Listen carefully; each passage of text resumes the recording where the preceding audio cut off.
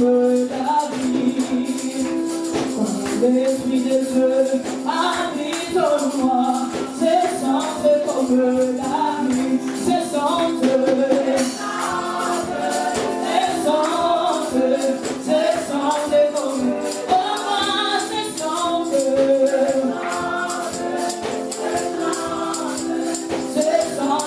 La vie, oh, l'Esprit de Dieu habite en moi, j'ai dansé comme la vie.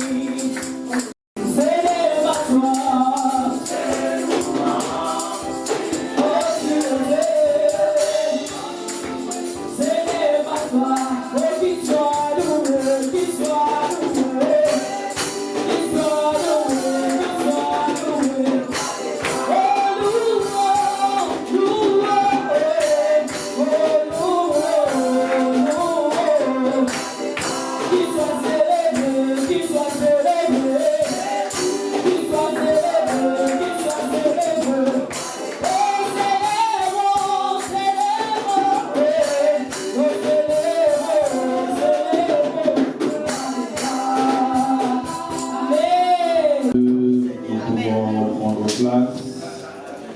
Que Dieu vous bénisse. Amen. Nous sommes une grande famille. Je disais à quelqu'un, nous sommes une grande famille. Et une très grande famille. Alléluia. Il y a d'autres qui ne sont pas encore dans la bergerie qui vont venir. Amen. Alors nous nous préparons pour bien les recevoir. Amen. Prépare-toi pour bien recevoir ceux qui vont venir. Et par la grâce de Dieu, nous serons des milliers et des milliers. Parce que moi, avant que je voie Jésus-Christ, je vais traîner avec moi des milliers et des milliers des âmes à Jésus. Amen.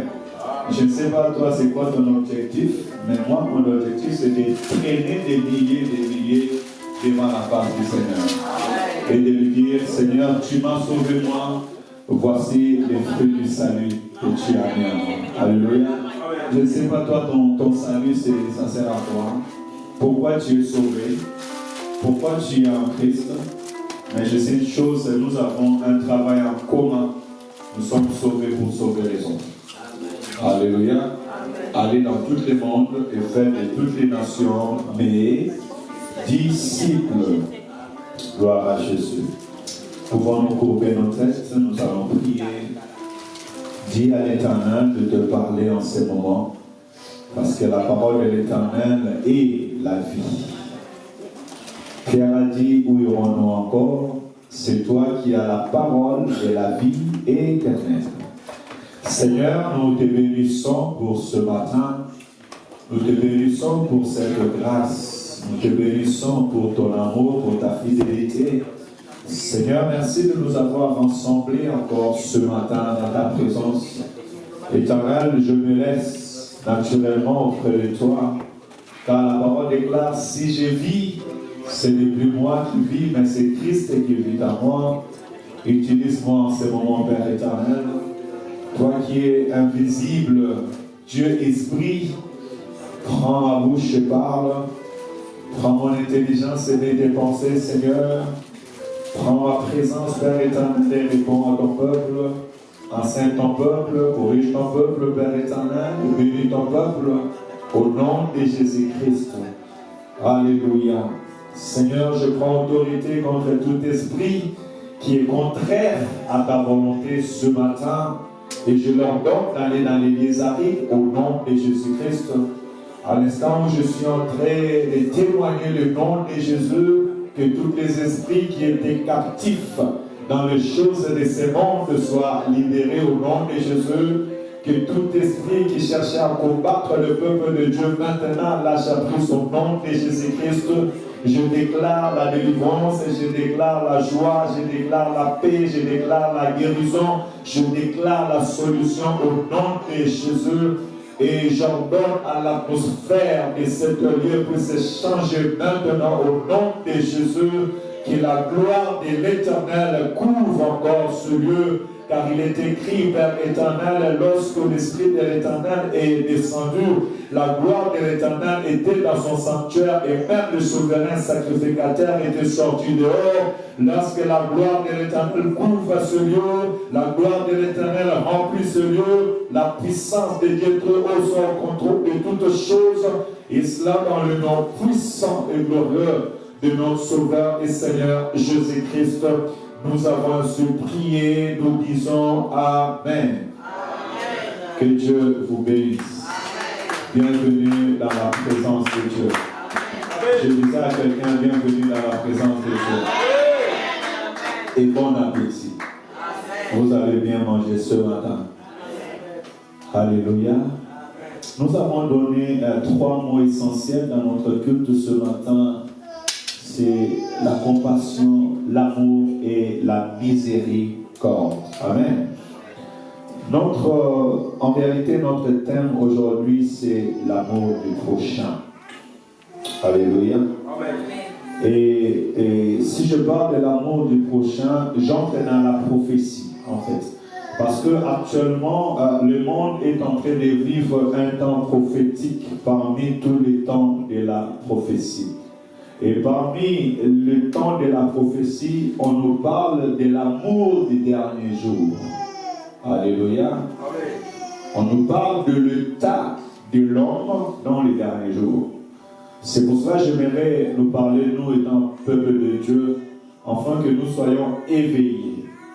Dans Romains chapitre 12, la Bible me dit, ne vous conformez pas au siècle présent, mais soyez renouvelés de l'intelligence, afin que vous sachiez quelle est la volonté de Dieu, ce qui est juste, agréable et parfaite. Quelle est la volonté de Dieu aujourd'hui pour nous, étant Église, c'est ce qui concerne l'amour. Alléluia. Et nous sommes toujours dans le livre de Genèse, chapitre 42, et de là, nous allons plonger dans la parole de l'Éternel. Ouvrons la Bible dans le livre de Genèse 42, on va lire tout simplement le verset 21 et le verset 22. Genèse 42, oui. verset 21, Amen. S'il te plaît, on ne t'écoute pas.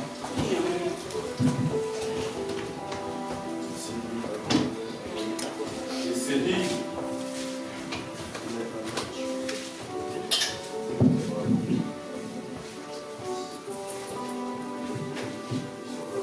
ils se dirent alors l'un à l'autre, oui, nous avons été coupables envers notre frère.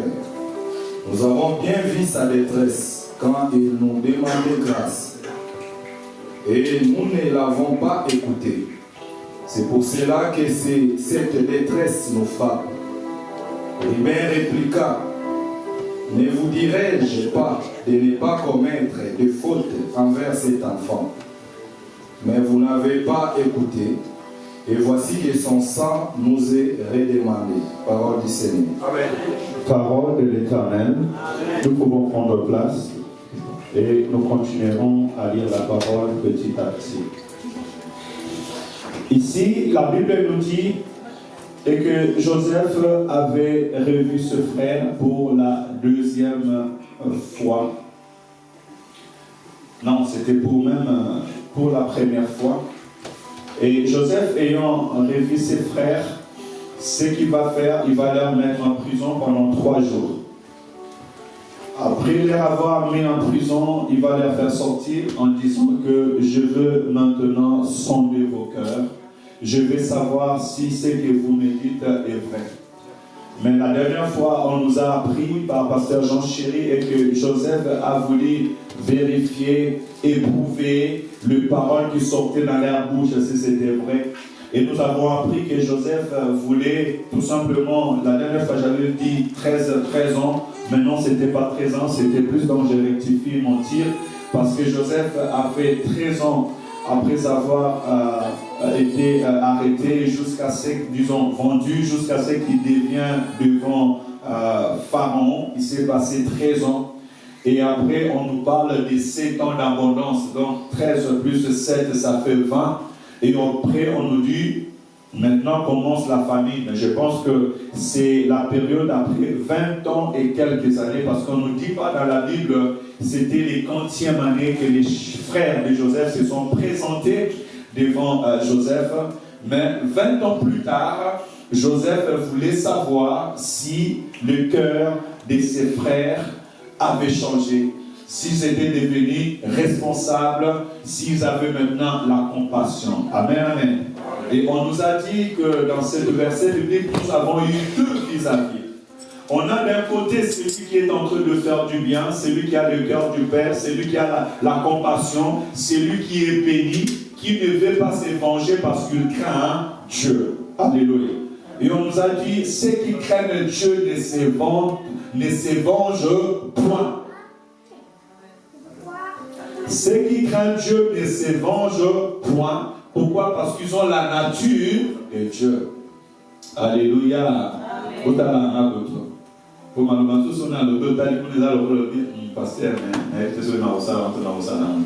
Ceux qui craignent Dieu ne se vengent point. D'ailleurs, la Bible déclare, à moi la vengeance et à moi la rétribution. Dieu sait comment faire, Dieu sait comment enseigner, Dieu sait comment instruire l'homme. Alléluia.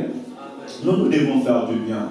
Mais Joseph nous a appris par la sagesse que celui qui est en train de faire du bien, la Bible déclare que ne foulez pas la grâce de Dieu aux pieds.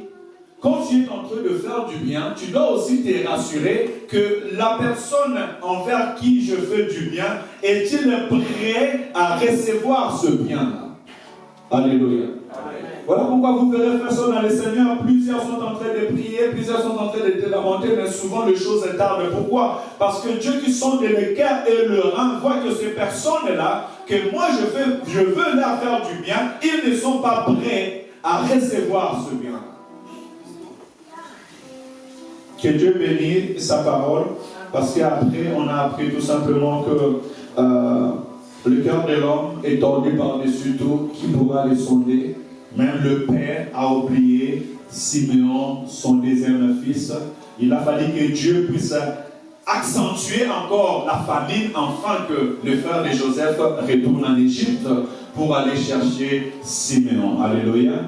Donc on a dit tout simplement, lorsque nous venons à l'église de Dieu, nous venons dans un lieu de transformation. Parce que c'est dans la présence de Dieu, c'est par l'Esprit de Dieu que nous sommes transformés. La Bible dit, lorsque tu seras saisi de l'Esprit de l'Éternel, tu seras transformé à une autre personne. Alléluia. Laisse que l'Esprit de Dieu te transforme. L'Esprit de Dieu te donne la nature de Dieu. Que la parole de l'Éternel te sanctifie. Voilà pourquoi je veux nous encourager. Face dans les Seigneurs, nous devons tous, même la Bible me dit que je fais fonction de pasteur, afin que l'Église tout entière ait le caractère de Christ. Alléluia. Amen. Tous nous devons devenir comme Christ par rapport aussi à l'Esprit de Dieu et à l'enseignement. Pourquoi? Parce que l'Esprit de Dieu est là pour pouvoir nous aider à écouter, à comprendre la parole de l'Éternel et à la mettre dans notre vie, à les laisser agir. Tu deviens comme l'argile et la parole de l'Éternel qui est Christ de lui-même devient le potier qui est en train de te donner la forme. Alléluia. Donc alors je vais encourager frère, soeur, jeune homme, maman, papa, laisse-toi m'enlayer par la parole de Dieu. Parce que l'argile qui est entre le main du potier donnera la structure, la forme que le potier est en train de lui donner. Si l'argile devient dure vite, cette argile ne pourra pas prendre la forme. L'argile doit rester mou, le temps qu'il puisse prendre la forme, et après lui-même il sait comment les rendre dur. Alléluia.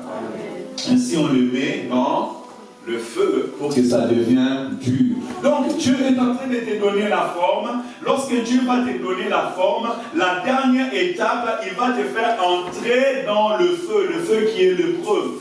Le feu qui est un temps difficile pour voir réellement tu as acquis cette forme et tu l'as gardée. Alléluia. Souvent, et je vais te conseiller par là, frère, Seigneur, parce que je dis la prédication d'aujourd'hui est une prédication prophétique. Je suis dans les temps de la prophétie, donc du coup, je dois me laisser aussi laisser par la parole de Dieu. Des fois, il y a des enseignements que tu dois apprendre. Il y a des choses que le Seigneur va t'enseigner, mais pour que cet enseignement puisse prendre corps dans ta vie, tu dois passer par des épreuves et par le feu. Alléluia. Tu vas passer par des temps où tu dois mettre en pratique ce que tu as reçu. ou spirituellement, même physiquement, tu dois vivre la parole de l'Éternel afin que tu puisses apprendre à le mettre en pratique. Alléluia. Et l'Esprit dit afin que tu puisses dépendre d'elle, dépendre de la parole de Dieu, dépendre de l'Esprit de l'Éternel et même dépendre de Dieu. Et quand tu arriveras à ce stade que la parole de Dieu m'a été annoncée, j'abandonne. Et maintenant, parce que j'abandonne physiquement, je perds tout. Et parce que je perds tout, je m'abandonne à Dieu maintenant, afin de vivre selon la volonté de Dieu. Et que je puisse dire, Père, non pas ma volonté, mais ta volonté. C'est en ce moment-là que tu vas commencer à avoir la forme. Alléluia. C'est en ce moment-là que tu vas commencer à avoir la stature que Christ veut te donner. Mais cela, croyez-moi, ce n'est pas facile. Par l'aide du Saint-Esprit, tu y arriveras. Ici, lorsque Joseph, là où nous venons de lire dans Genèse chapitre 42, verset 21-22, lorsque Joseph va parler ces paroles à ses frères vont se retourner en eux-mêmes. Ils vont prendre conscience et ils vont commencer à dire une chose. Il se dit alors l'un à l'autre, oui, nous avons été coupables envers notre frère, car nous avons vu l'angoisse de son âme quand il nous demandait grâce, et nous ne l'avons point écouté. Parole de l'Éternel. C'est cette parole qui m'a poussé pendant plus de 2 semaines à avoir une réflexion un peu aiguë dans cette parole. Matthieu, je vais aller un peu dans un ordre désordonné et puis tu auras juste à me suivre. Ici, la Bible déclare que lorsque Joseph avait 17 ans, ça veut dire plus de 20 ans plus tard, Joseph était en face de ses frères. Lorsqu'ils ont vu Joseph venir, ils ont dit, regardez ce faiseur de songe. Prenons-le, arrêtons-le, jetons-le, vendons-le ou bien tuez-le, et on verra si ces rêves vont se réaliser. Et là, je vais souligner une chose. Joseph était leur frère, mais Joseph était loin de Dieu. Tu as loupé pour dire Amen. Soyez sensibles à la parole. Joseph était leur frère de sang, mais Joseph avait une histoire avec Dieu. Alléluia. Je me le dis fois dans le Seigneur, si tu as une histoire avec Dieu, le combat est inévitable. Mais ce combat-là n'empêchera pas la volonté de Dieu de s'accomplir dans ta vie aussi longtemps que tu restes fidèle à Dieu. On aime souvent dire, elle s'accomplira, mais aussi longtemps que tu restes fidèle à l'Éternel. Puisque Joseph est resté fidèle à Dieu, c'est que ce frère disait qu'on verra si ça s'accomplira, elle s'est accomplie.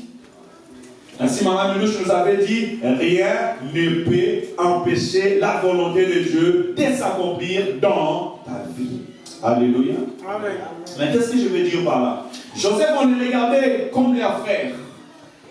Et il était l'avant cadet, le petit frère. Il les regardait dans la chair. Mais ils n'ont pas fait attention à l'esprit et au langage de l'esprit. Alléluia. Écoutez, frères et sœurs dans le Seigneur, dans la famille de Dieu, ce qui est fort, c'est le langage de Dieu. Ce n'est pas les regards des hommes. Ce n'est pas les reflets des hommes. Apprenons à écouter ce que Dieu dit et avoir un regard spirituel. La Bible déclare que nous ne nous regardons plus selon les hommes, selon la chair, mais selon l'esprit. Alléluia. Parce que si nous commençons à nous regarder selon l'esprit, façon dans le Seigneur, on doit s'aimer, on va se respecter et on ira ensemble pour vivre la gloire de Dieu.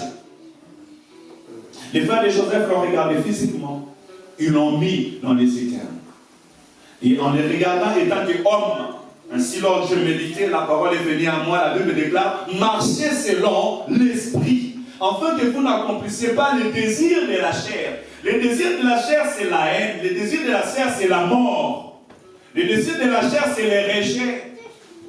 Ainsi, vous allez voir l'homme du premier temps, Caïn a tué Abel. Pourquoi? Parce que selon la chair, il a eu la haine. Pourquoi Dieu a reçu l'adoration de mon frère et moi il ne m'a pas reçu, il le met en haine et il le tue. C'est ça l'homme. Alléluia.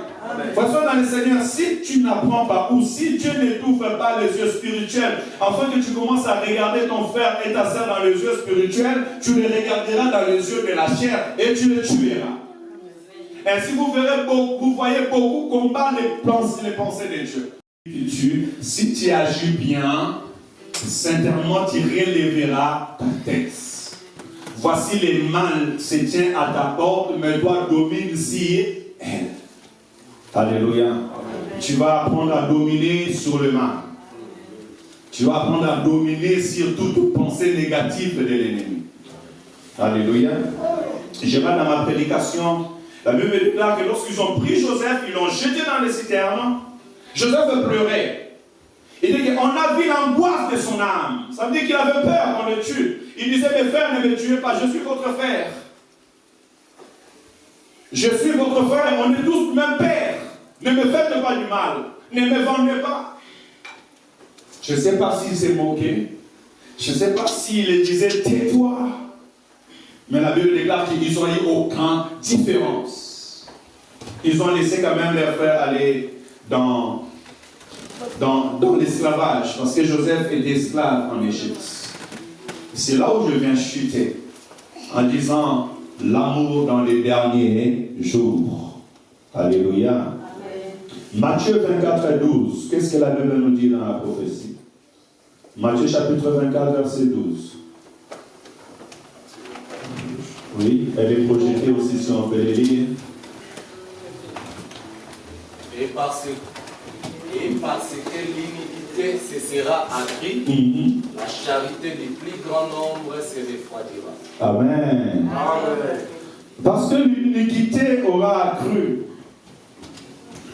la charité, l'amour de plusieurs refroidiront. Je dois venir dans Matthieu et dans le dernier temps parce que si je parle de Joseph, tu vas dire, mais Joseph c'était même avant la loi. Mais je vais te rappeler que Dieu a manifesté en nous son amour en Jésus-Christ sur la croix pour nous. Jésus-Christ c'est l'amour de Dieu manifesté sur la terre. Et dans la prophétie, là, Matthieu chapitre 24, c'est Jésus-Christ, c'est notre Seigneur qui le dit. Moi, dans ma révélation, il est notre Seigneur Jésus-Christ. J'aimerais bien, quand tu appelles Jésus, tu dis notre Seigneur, Seigneur Jésus-Christ. Alléluia, parce qu'il est Seigneur, le Seigneur de nos âmes. Il dit, parce que l'iniquité sera accrue. Parce que quand on dit l'iniquité c'est l'ensemble du péché. L'ensemble de l'abomination. La Bible déclare que dans les derniers jours, le péché aura accru, accentué, augmenté. Alléluia. Amen. Nous sommes dans un temps où ce qui était pénal hier, aujourd'hui n'est plus pénal. Ce qui s'est caché hier, aujourd'hui ça ne se cache plus. Alléluia. Amen. Et aujourd'hui, ça réclame, ça veut avoir des droits. Et la vérité devient mauvaise. Alléluia. Amen. La vérité devient mauvaise. Nous sommes dans un siècle où la vérité devient mauvaise. Nous sommes dans un siècle où ce qui est droit n'est plus droit. Et ce qui est mauvais devient bien. Le monde veut attendre ce qui pleut à leurs oreilles. Alléluia. Et la Bible déclare, lorsque vous voyez ces choses devenir mal, sachez que l'amour de plusieurs aussi est en train de diminuer. Aujourd'hui, regardez TikTok, Facebook, quelqu'un va tomber là, il est en train de saigner. Au lieu de le faire le premier secours, on va prendre le TikTok, on va faire son live. Nous sommes en train de voir des gens mourir, et donc en train de rire. Des accidents qui se passent, au lieu de se précipiter pour aller faire secourir la personne. Non, regardez, il y a un accident qui se passe. La maison qui se brûle, au lieu d'aller faire l'effort de mettre de l'eau, ouvrir la porte, faire sortir, on est en train de filmer avec nos TikTok, nos Facebook, pour montrer, regardez, ici il y a une maison qui brûle. Alléluia. Amen. Il n'y a plus d'humanisme sur la terre des hommes. Les hommes sont devenus des hommes animaux, comme nous dit la parole de Dieu. Plein d'atrocités. On ne parle même plus de la loi. Alléluia. Amen. On ne parle même plus de la loi. L'inceste bientôt va être validé. Il y a des pays qui ont validé l'inceste. Alléluia. Oui. Ils ont validé l'inceste. Ils vont dire qu'un enfant de 3 ans peut être consentant. Je ne sais pas comment est-ce qu'un enfant de 3 ans peut être consentant et admettre. On ne sait pas comment, dans quel état d'intelligence, dans quelle sagesse. Et ce sont des diplômés. Ce sont des diplômés. Tu peux te dire qu'un enfant de 3 ans peut être consentant. Consentant en quoi? Comment? Le mal a accru. La nigga, elle a dit que ma bé est comme tellement ma casse. Et tant que ma bé est comme tellement ma casse, il va lui voir belé et qui t'inquiète pas, maman Chantal, c'est la même chose, j'interprète seulement la nigga là. Et puisque nous vivons dans ces temps-là, nous devons faire attention de notre cœur. Alléluia. Faire attention de notre amour pour les prochains et notre amour pour Dieu et notre amour pour nos frères. Puisque dans ces temps, la Bible me dit que l'amour de plusieurs, le mal a accru, ainsi la charité, l'amour de plusieurs va refroidir. Amen. Les gens se vont devenir indifférents. Pourquoi ils sont indifférents? Parce qu'ils sont égoïstes. L'égoïsme, c'est être en soi-même. Mon intérêt d'abord, avant les intérêts des autres. C'est même beaucoup, mais même au couple, hein, mon intérêt d'abord, avant l'intérêt des autres. Comprends pas, vous vivez tous les deux à la maison, mais un construit la maison en Afrique et l'autre ne le sait même pas. Alléluia. Vous partez tout le lieu pour travailler, mais l'un ne connaît pas les salaires de l'autre. Alléluia. Ça finit seulement, toi tu dois payer le courant, moi je ne vais pas payer l'électricité. Et si ce n'est pas fait, on commence à se chamailler. Comme en Afrique, là-bas, tu avais la cave. Tu savais même ça veut dire quoi la cave. Alléluia. En fait, il n'y a plus de véritable amour. Il n'y a plus de véritable amour. L'amour est perdu. Alléluia. Le sens humain même est perdu. Et tout ça, c'est à cause du péché. Parce que la Bible déclare que l'iniquité aura accru. Alléluia. Lorsque le péché a accru, l'homme n'a plus peur de Dieu. Parce que le péché, c'est quoi? Le péché, c'est la désobéissance. Et en disant cette parole, j'ai vite compris que c'est la rébellion qui pousse l'homme au mal. Là où il y a la rébellion, il y a la désobéissance. Ainsi, vous allez voir que dans un couple, lorsqu'il y a désobéissance, lorsqu'il y a déjà rébellion, rien ne marche. Alléluia, tout ne va pas bien. On peut faire semblant, hey, chérie, je t'aime, mais c'est chérie, je t'aime là pour une seconde. Il suffit seulement l'autre est plus poussé, tout va s'enflammer. Alléluia. Nous sommes de ce peuple qui sont fidèles à Dieu. Et nous marchons dans la crainte de l'Éternel. Alléluia, nous sommes obéissants à la parole de Dieu. Le péché peut accroître dans le monde, c'est normal. Prophétiquement, Dieu ne détruit pas une nation, ne détruit pas un peuple si le mal n'est pas accru. La Bible déclare que Dieu a apparu à Abraham, il a dit à Abraham, le péché de Sodome et Gomorrhe sont venus à mes oreilles, je suis allé maintenant pour voir, je suis descendu pour voir si ce qu'on est en train de dire est vrai. Et lorsqu'ils sont arrivés à Sodome et Gomorrhe, ils ont vu que ces personnes étaient cruelles. En sortant, le feu est descendu. Alléluia. Jésus-Christ ne reviendra pas aussi longtemps que le péché n'a pas encore accru. Alléluia. La Bible déclare même qu'il y a les sangs de martyrs et ceux qui sont morts pour le nom de Jésus qui est en train de crier devant le trône de l'Éternel. Ils crient vengeance. Mais la Bible dit qu'ils doivent attendre jusqu'à ce que le nombre soit atteint. Ça veut dire qu'il y aura encore des gens qui vont mourir à cause du nom de Jésus. Jusqu'à ce que ce nombre-là va être atteint et Christ va revenir pour venger son peuple. Vous comprenez un peu ce qui va se passer là? Ça veut dire qu'il y aura encore des gens qui seront persécutés à cause du nom de Jésus sur cette terre. Et si les gens sont persécutés à cause du bienfait, parce que Jésus c'est l'amour, à cause de l'amour, à cause du pardon, à cause du bienfait, c'est que nous allons aller où nous sommes en train d'aller dans un monde où, à cause du bienfait, à cause de l'amour, tu peux être mal vu. Amen. Alléluia. Amen. Mais prophétiquement, ces choses doivent se faire. Ainsi, tout enfant de Dieu ne peut pas abandonner son Dieu à cause des hommes. Alléluia. Amen. Tu fais un bienfait, les gens ne le reçoivent pas et toi tu abandonnes le Dieu. Non, tu as failli, tu es tombé dans le piège de l'ennemi. Parce qu'à cause du bienfait, les gens t'haïront. Christ lui-même a dit que s'ils m'ont haï, ils vous haïront. S'ils m'ont rejeté, ils vous rejetteront. S'ils vont flageller, ils vous flagelleront. Pourquoi ils ont rejeté Christ? Ils ont rejeté Christ parce que, vous savez, le dernier conseil a été manifesté parce que Lazare était ressuscité.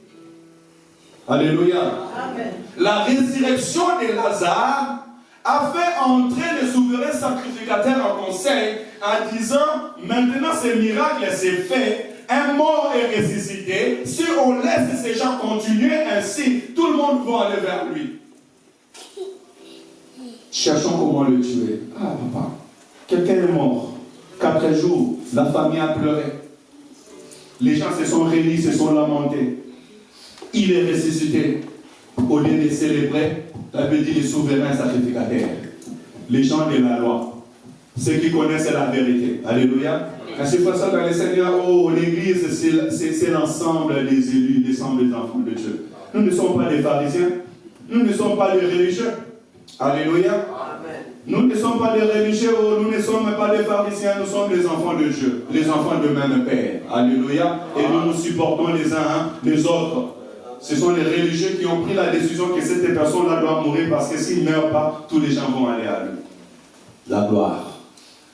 La gloire attire la haine, les rejet. Et nous, au siècle présent, nous ne devons pas tomber dans ces pièges-là. On va aller dans 2 Timothée chapitre 3, versets 1 à 5. Là aussi, l'apôtre Paul est en train de nous parler du dernier temps, des derniers jours, de l'état de cet amour, et que celui qui écoute cette parole puisse faire attention. 2 Timothée chapitre 3, versets 1 à 5.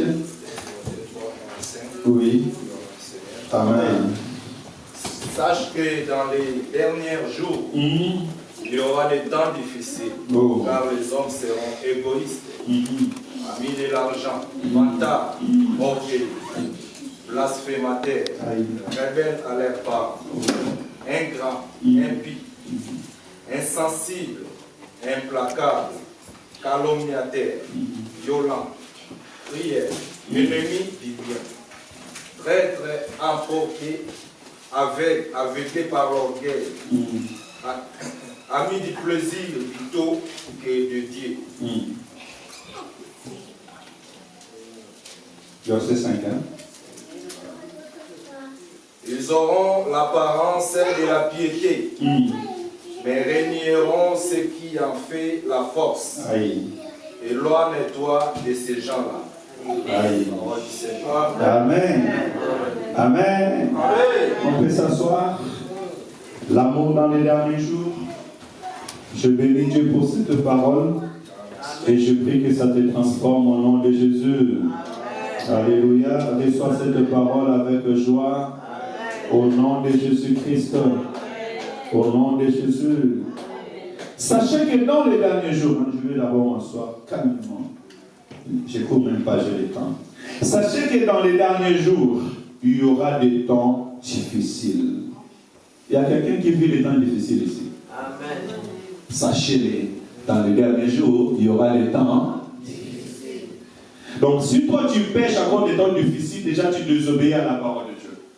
Ou soit tu n'avais pas la connaissance de la parole. C'est pour ça que nous devons lire la parole de l'Éternel. Parce que Dieu a tout dit à travers sa parole. Alléluia. Ainsi, la Bible dit que c'est celui qui souffre, prie.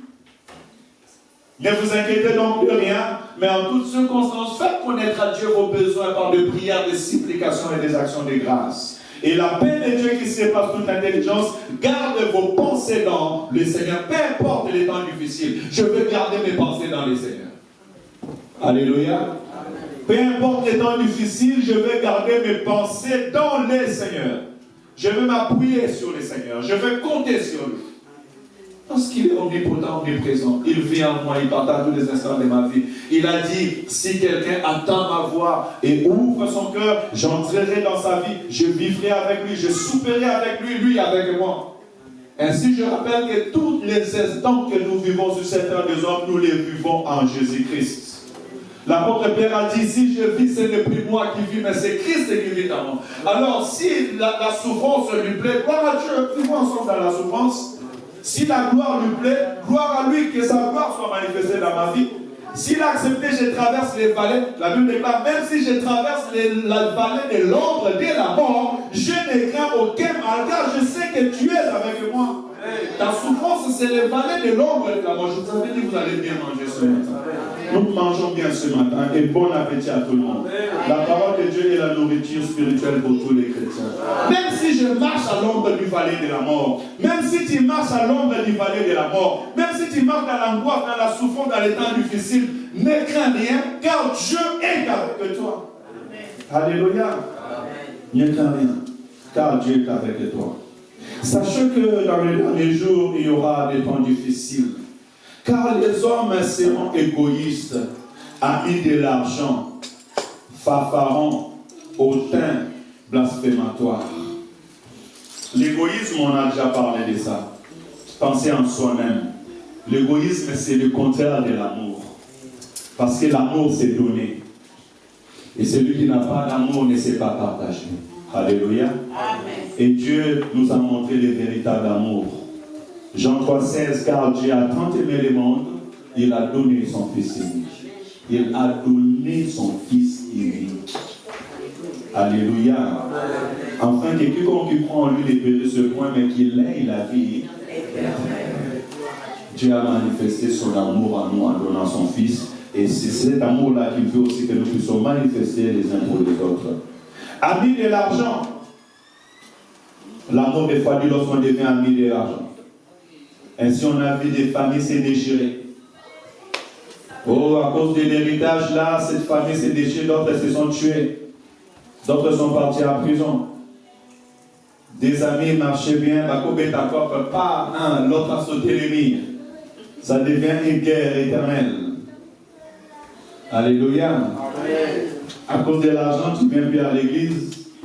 Dieu t'a béni. À pasteur, pasteur, tu sais, maintenant, moi, je n'ai pas beaucoup de temps. Je travaille, je suis trop chargé. Tu es trop chargé, mais tu sais, c'est lui qui te donne le souffle de vie, c'est Dieu. Quand tu travaillais, quand tu priais, tu gênais. Maintenant que tu travailles, ton frigo est plein. Tu as du mal à regarder les saucissons dans ton frigo.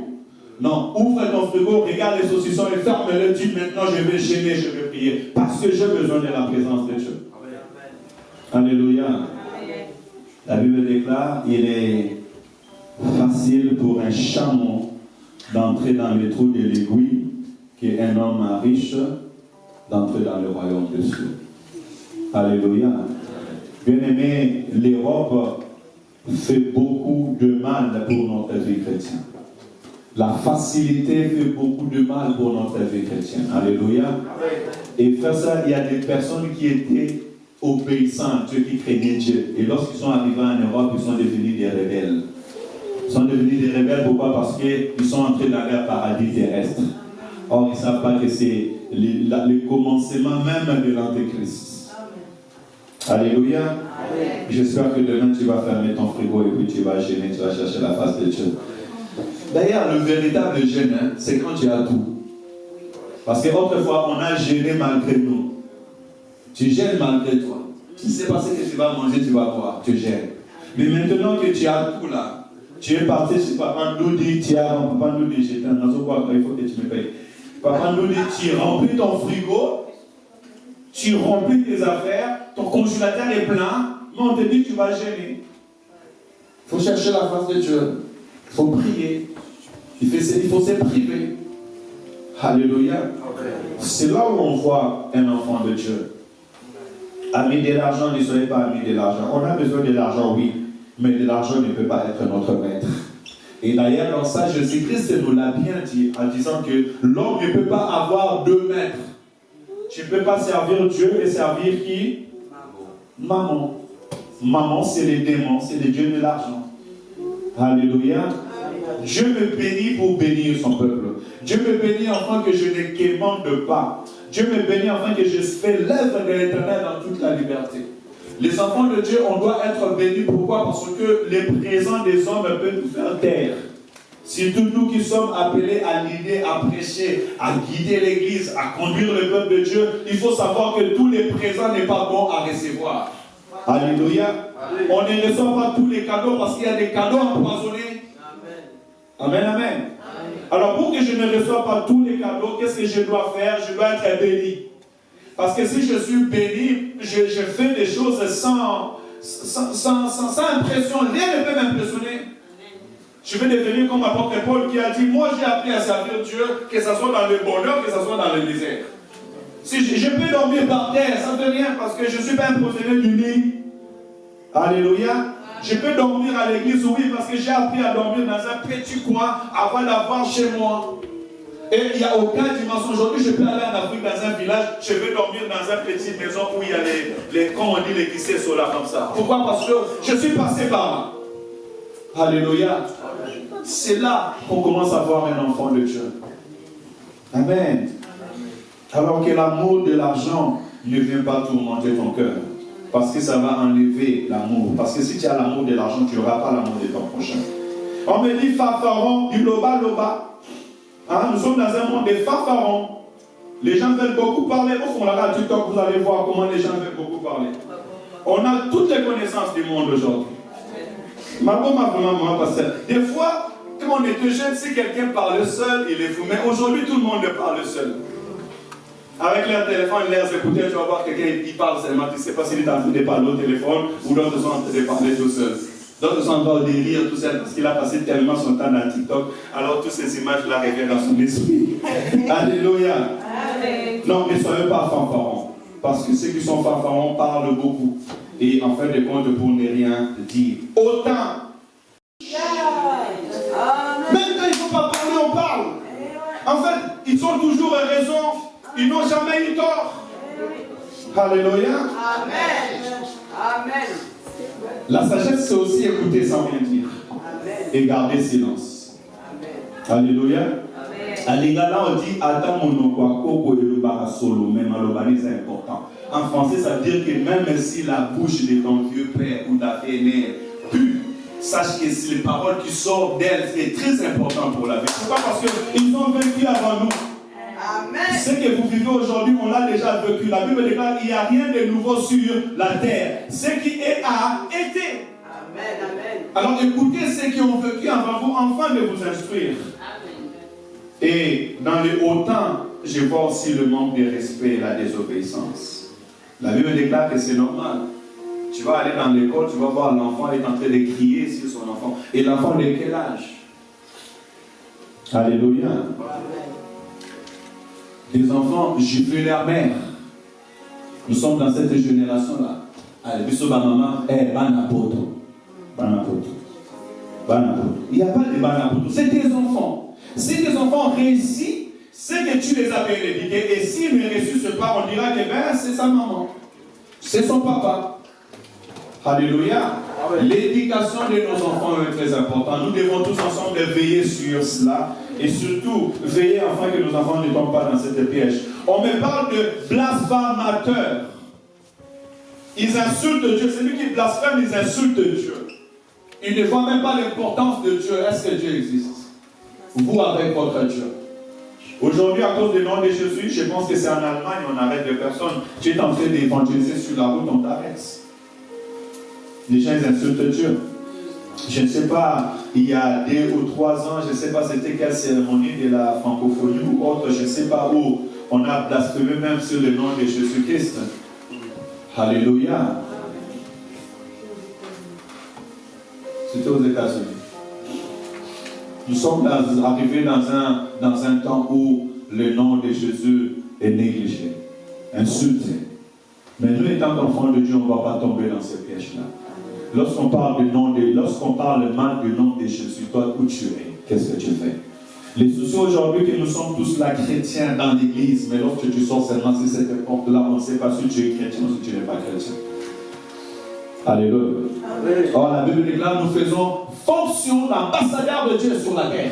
Ça veut dire que partout où je pars, je suis pasteur. Partout où je pars, je suis enfant de Dieu. Et je veux m'identifier comme tel. Parce que être enfant de Dieu, c'est aussi avoir des valeurs et des valeurs à défendre. Mais toi, tu ne défends pas tes valeurs chrétiennes. Là où on insulte Dieu, tu rigoles. On insulte les enfants de Dieu, tu rigoles. On insulte les pasteurs, on te voit aussi dedans.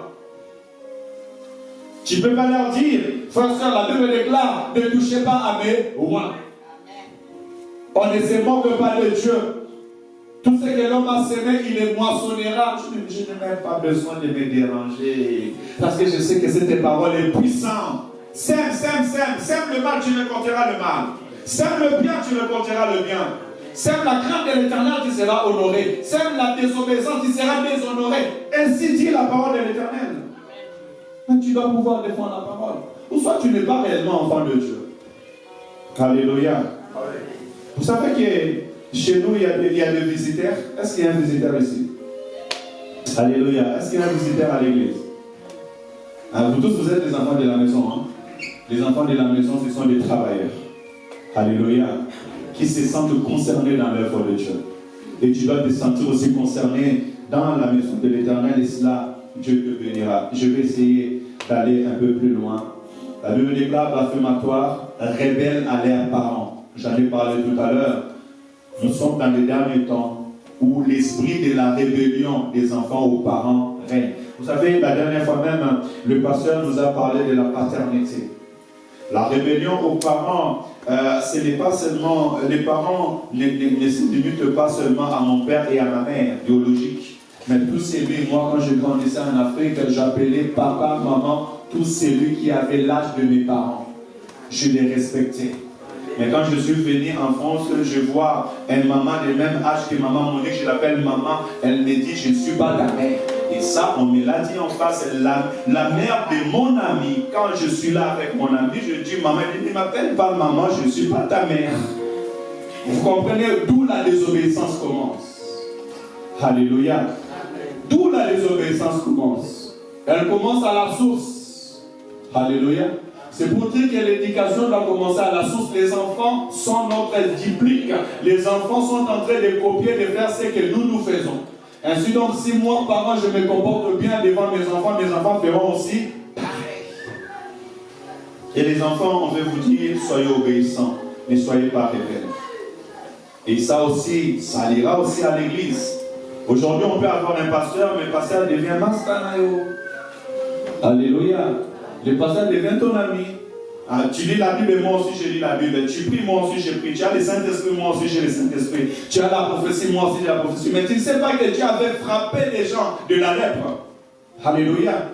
Tu as la prophétie, mais tu n'es pas l'ange de l'église.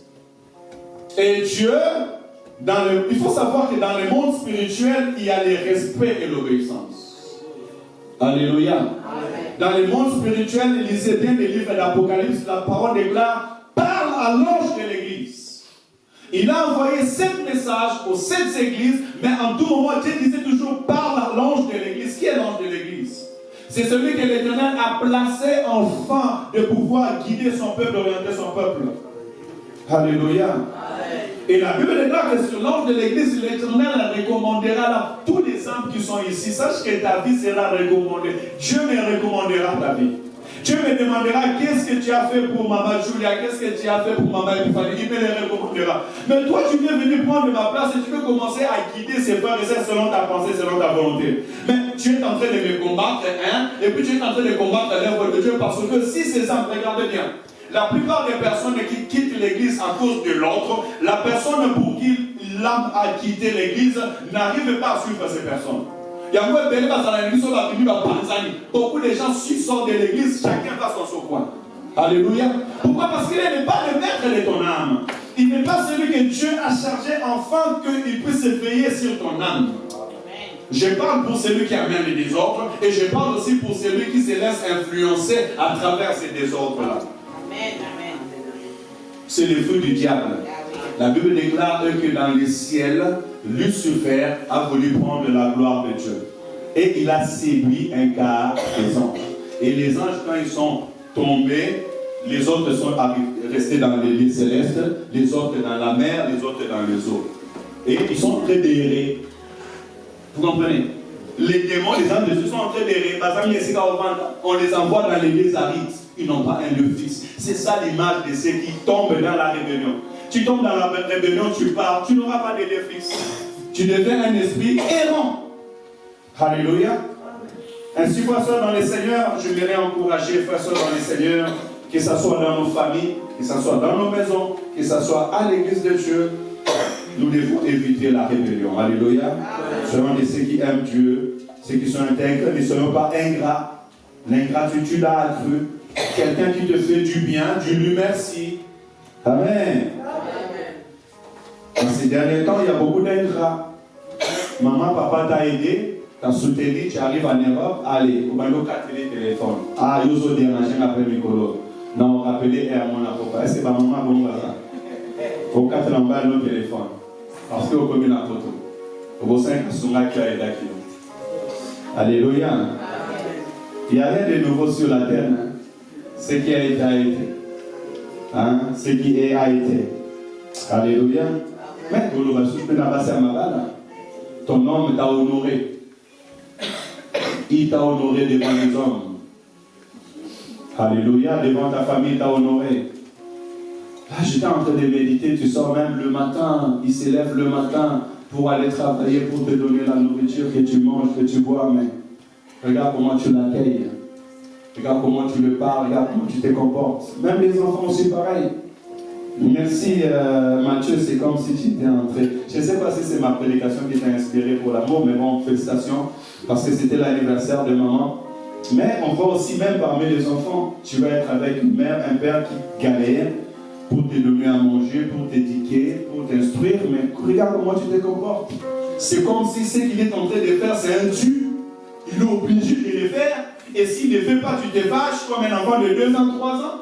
On a des enfants de 2 ans, de 3 ans qui se fâchent parce qu'on ne l'a pas donné. Mais quand un enfant de 20 ans, de 22 ans, de 23 ans se fâche parce qu'on ne lui a pas donné son téléphone, là c'est un problème. Ce n'est pas un dû, c'est un devoir. Mais pas une obligation. Alléluia. Hein maman? Papa fout le là, papa l'a touché aux autres sur Jésus. Et tant au Seigneur iPhone, tu vas demander iPhone comme ton ami là, parce qu'il n'a pas le même téléphone que ton ami, tu te fâches pourquoi? Tu te fâches pour eux? Quoi? Tout n'est pas nous. Tu te fâches pour quoi? Pourquoi tu te fâches? Alléluia. Nous amassons la vie sur le siècle présent. Que Dieu nous aide. Alléluia. Que Dieu nous aide. L'ingratitude n'est pas des enfants de Dieu. Celui qui te fait du bien apprend à lui dire merci. La Bible déclare religieux. Les gens deviendront religieux. Alléluia. Vous savez, être religieux, c'est vivre dans les coutumes. Être religieux, c'est être dans les coutumes. Dans notre église, on fait cela. Chez nous, on fait cela. Chez nous, on est comme ça. Nous apprenons Jésus-Christ venu sur la terre des hommes pour nous sauver. Alléluia. Et nous sommes continuellement renouvelés dans l'intelligence afin de faire la volonté de Dieu. Alléluia. On doit faire trop attention aux coutumes. Les coutumes, c'est nos habitudes. Aujourd'hui, l'Église ne vit pas la gloire de Dieu parce que nous sommes tombés dans nos coutumes. Nous sommes tombés dans nos habitudes. Je viens à l'Église le dimanche. Aujourd'hui, j'ai fait exprès de venir à 8h. J'ouvre la salle à 8h et à 9h, je commence à envoyer des messages. Il y a des gens qui pensaient que passer à l'Okola à 10h, et qu'à Nassau, on continue à 10h, c'est bon. Non. Les serviteurs, on dit rendez-vous à 9h30. 30 minutes avant, on prie, on se prépare et à 10h, juste on commence le culte. Alléluia.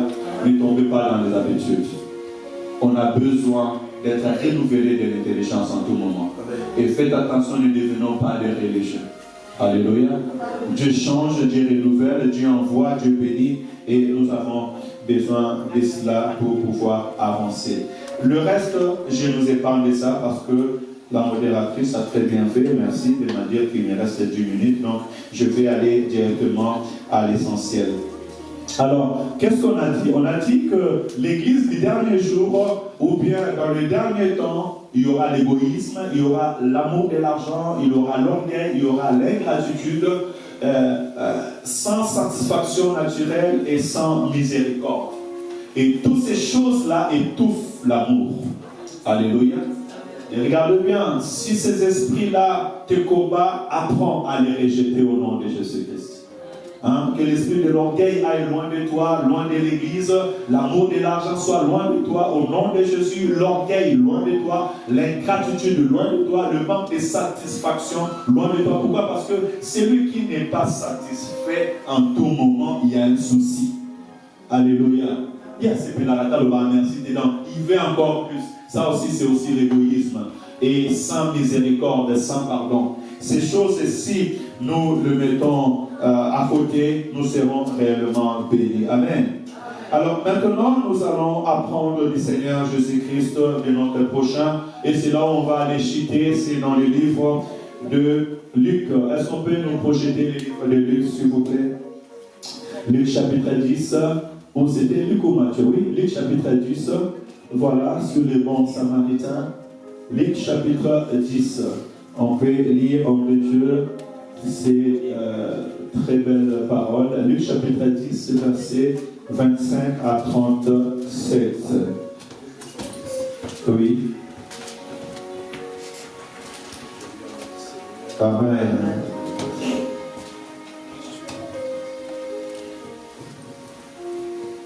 Un professeur de la loi se leva et dit à Jésus pour le mettre à l'épreuve, Maître, que dois-je faire pour hériter de la vie éternelle?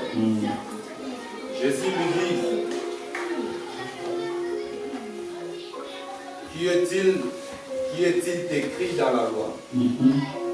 Qu'il dit, il répondit, tu aimeras le Seigneur ton Dieu de tout ton cœur, de toute ton âme, de toute ta force et de toute ta pensée.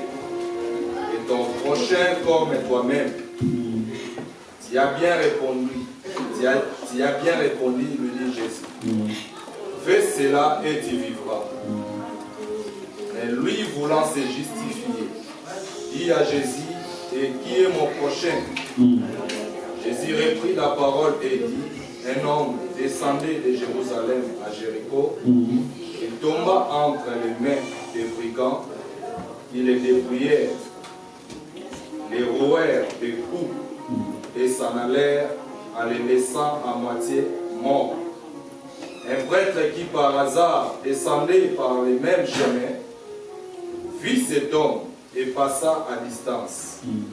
De même aussi un lévite arriva à cet endroit. Il le vit et passa à distance.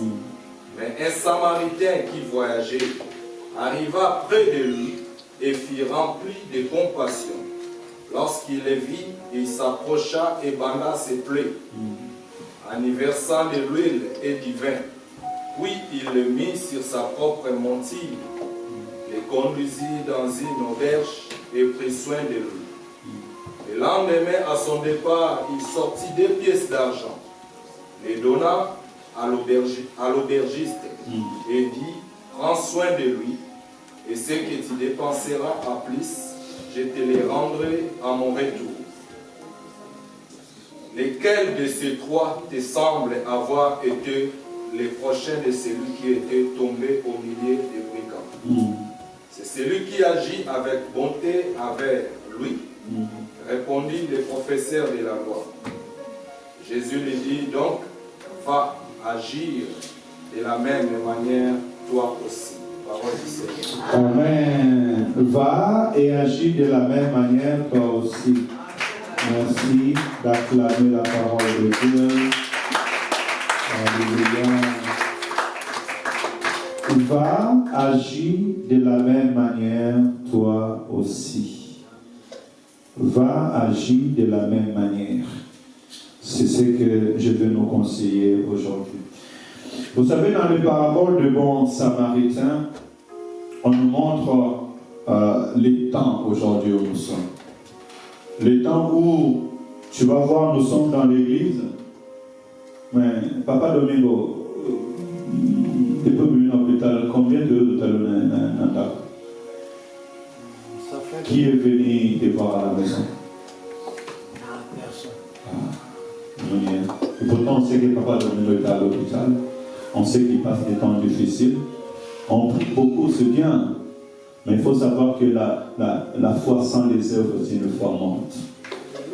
Il a besoin de l'assistance, il a beaucoup de limites. L'enfant va à l'école, des fois il est seul. Mais tu sais que ton frère était à l'hôpital, il est sorti de l'hôpital. Qu'est-ce qui t'empêche d'aller les voir?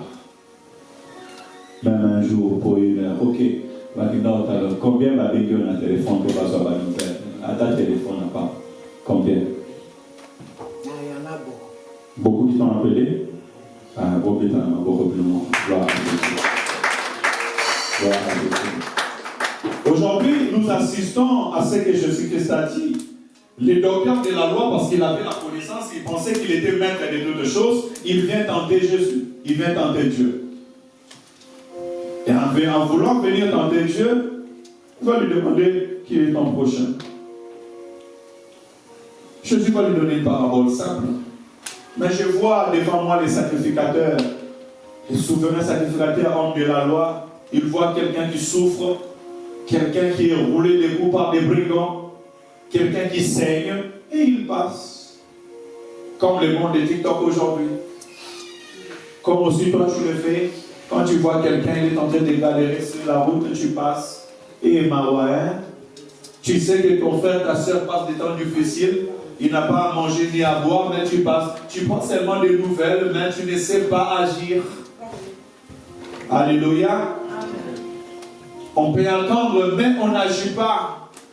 C'est ça le souci. Bien-aimé dans le Seigneur, le véritable amour, il ne consiste pas seulement de penser, mais aussi de le faire dans les actes.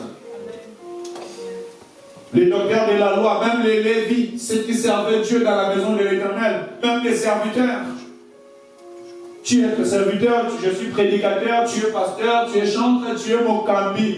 Mais comment tu fais face aux soucis et aux besoins de ton frère et de ta soeur? Alléluia. Quelle est notre attitude? Comment nous nous comportons? Comment nous manifestons notre amour auprès de nos frères et auprès de nos soeurs? Écoutez, j'ai noté une chose avant de parler de l'amour, définition de l'amour. Ici, le Seigneur Jésus-Christ nous apprend quelque chose en disant, le prochain n'est pas seulement celui qui nous ressemble ou qui fait partie de notre entourage. J'ai remarqué que si deux personnes s'attendent bien, ils s'attachent. Et jusqu'au point de faire même un mal et sorcier celui qui n'est pas avec eux. C'est pour ça dans l'église, il ne faut pas qu'il y ait des clans. 2, 3, 2, 3. 2, 3, alors eux, ils font tout ensemble, toutes choses de bien. Et tous ceux qui restent là-bas, on les met à côté. Non. Alléluia. Jésus-Christ va taper fort en disant les Samaritains. Or, les Samaritains étaient les rejetés d'Israël. Les Samaritains, ce sont des gens de mauvaise vie. Israël